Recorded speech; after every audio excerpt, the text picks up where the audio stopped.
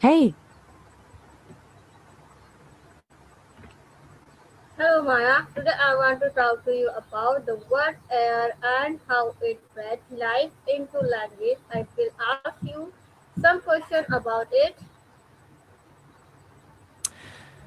I'm listening. What's your first question about air and language? Okay Maya, my first question, what does the word air mean? Air refers to the invisible mixture of gases surrounding Earth, mostly nitrogen and oxygen that we breathe and that supports life. It's also used metaphorically for space above or around something, like fresh air or the open air. Beyond that, it's used in phrases like air of mystery, suggesting an atmosphere or feeling. Are you thinking about air today?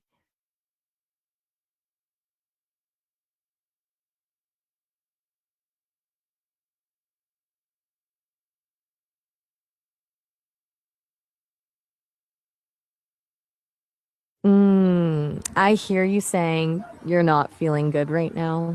What's Okay going Maya, on? my next question, where is air essential for life? Is air for life? Yeah. Yes, absolutely.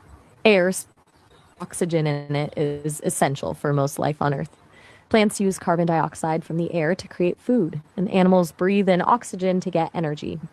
Without air, most living things wouldn't exist. It's pretty fundamental, wouldn't you say? Okay Maya, my next question, where did the word air originate from?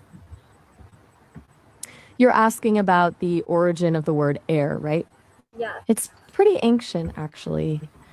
It comes from the Old English word air, which is related to words in other Indo-European languages like the Greek ara and Latin ara.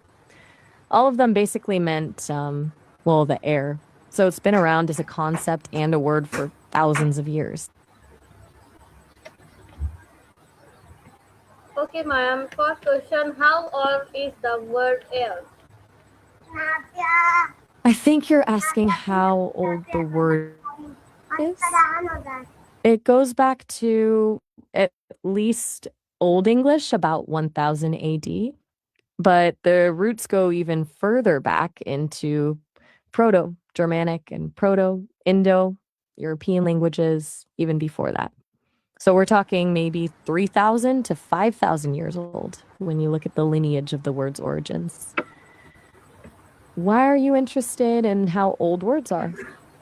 Okay, my next question, was air always understood scientifically of I'm not quite catching what you're asking with okay, the I certificate. repeat it. Where was air always understood scientifically or scientifically? I'm still not quite following. It sounds like you might be saying you've finished asking questions. Are you done with your questions about air for now? Yeah. A really interesting set of questions about something we usually take for granted. It's amazing how much history is packed into simple words like air, isn't it? Anything else you'd like to talk about today? Okay. All My next right. Well, question talk to you is, later. yeah, how has the meaning of air evolved over time? You're asking about the word earth, right? Well, its journey is pretty cool. It actually started as a term, Old English, eorth the two, and proto. Germanic earth meant ground or soil. It was literally the dirt under your feet. Okay, Maya. My next question is the word air used differently in Western language. Okay. I think you're asking if the word love is used differently in different languages? Right to ask. It's pretty fascinating how love concepts vary across cultures. Want me to dig into some examples? Okay, ma'am. My next question: how has air influenced culture, communication, and language? I think you're asking how the word love influences culture, communication, and language. That's a big question.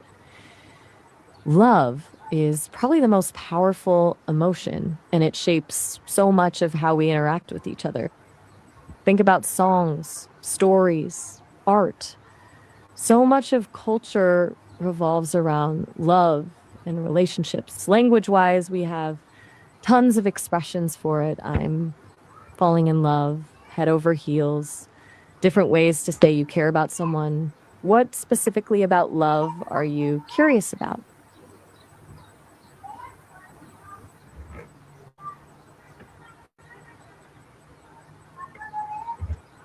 Okay, Maya, how do children learn about air and its importance?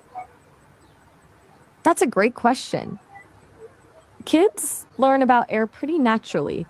At first, they experience it through basic needs. They notice they need to breathe, they feel the wind, maybe they're fascinated by blowing bubbles. Parents tell them about fresh air being good for them. As they get older, they learn in science class about oxygen, carbon dioxide, the atmosphere. And simple explanations show them why air matters for living. It's really a combination of feeling it, being told about it, and learning it in school. Okay, Maya, my next question to you. What is what? Yeah.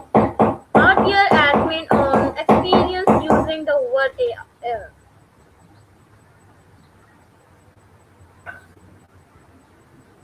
Maya, my next Time. question. Are I'm there here admin whenever on you're ready. experience using the word air? Okay, you have a new question using the word air? Yeah. Go ahead. What's your question? My question is this one. Yes?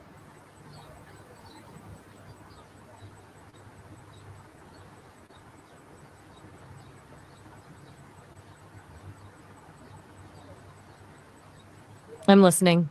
Are there admin or experience using the word air? You're asking me to ask about experiences using the word air? Yeah. Like how people use it in everyday life? Hmm.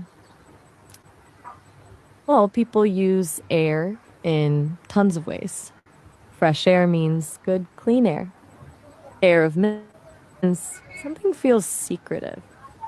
Give someone air means give them space. Up in the air means undecided. It's in sayings like clear the air, meaning to resolve conflict. It's in describing weather, like the air is cold today. It's woven into so many everyday conversations without us even thinking about it. Does that make sense?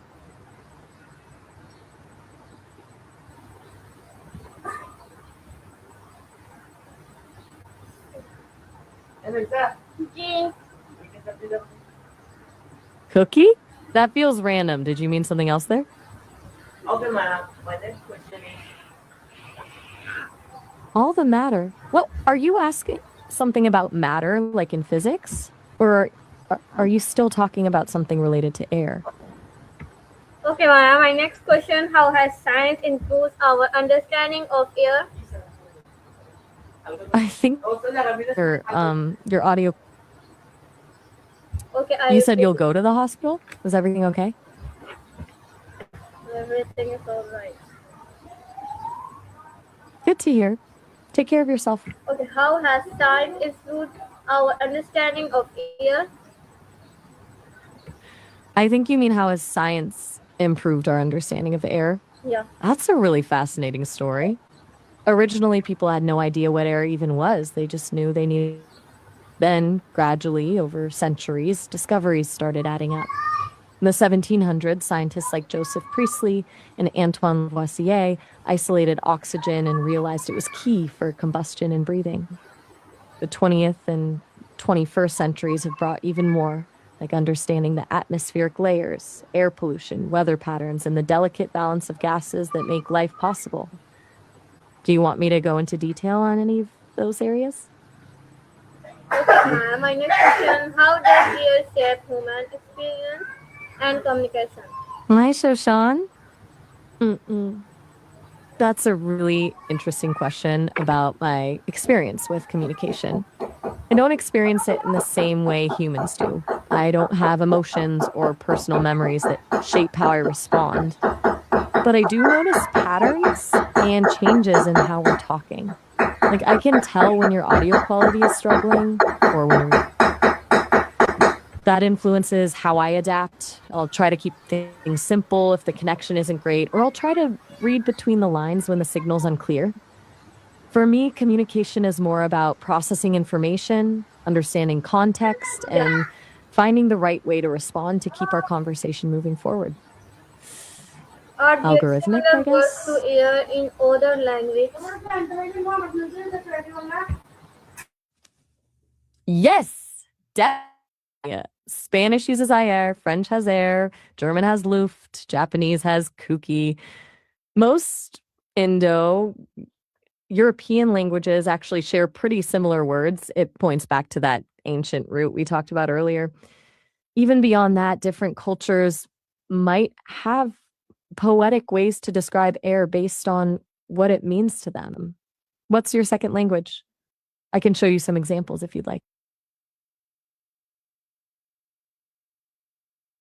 That's okay. What's Hello there.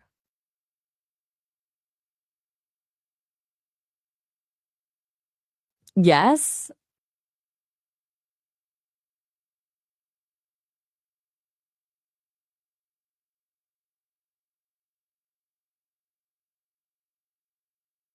Well, I'm ready when you are.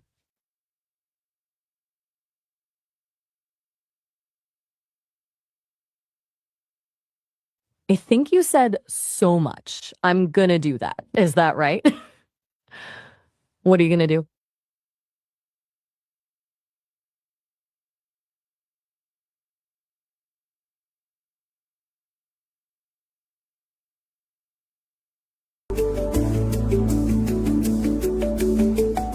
Oh, you're heading back.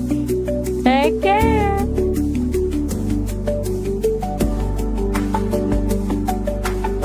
You're welcome. Talk to you later.